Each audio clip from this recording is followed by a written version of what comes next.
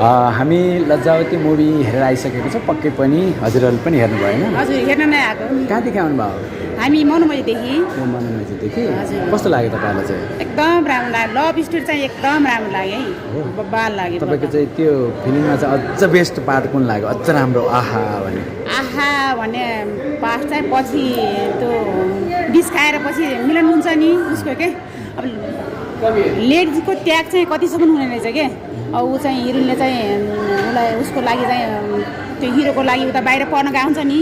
Doctor पढ्न गएको हुन्छ अब उसलाई चाहिँ त्याग गरे उसलाई उसको चाहिँ उमा बसिया हुन्छ त्यागमा बसिया हुन्छ उसले चाहिँ कसरी पड्काउँछ के लास्टमा चाहिँ ऊ त्यो बाँचेर पछि उसको मिलन हुन्छ यति वाउ लाग्यो हेर्नु मलाई रुनु त भएन नि म त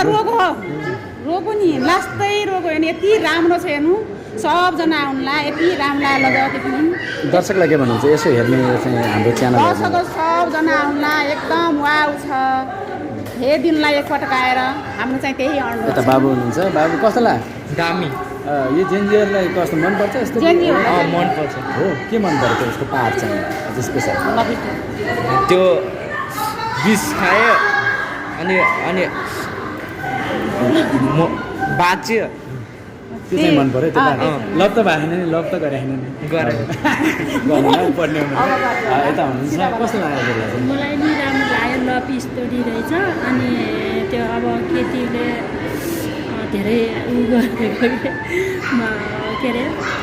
त्याग तपस्या गरेको त्यो धेरै त्यो राम्रो लाग्यो तपाईँको त लभ स्टोरी त होइन नि लभ स्टोरी बिहा त होइन लभै हो लभै हो लभ गरेर बिहा लभ गरेर बिहा। लभ गरेर बिहे भयो मेरो पनि त्यस्तो कस्तो गाह्रो भयो कि मलाई पनि आँसु त आयो हेर्नु नि दर्शकलाई के भन्नुहुन्छ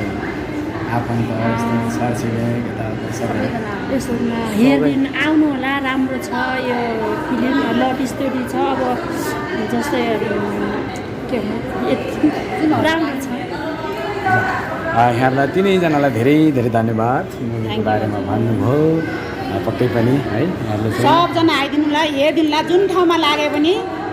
यो फिल्म चाहिँ नछुटाएर हेरिदिनुलाई सबजना बुढा सबजना आएर हेरिदिनुलाई म लज्जावती भन्छु सबैले जय भन्ने है त लज्जावती जय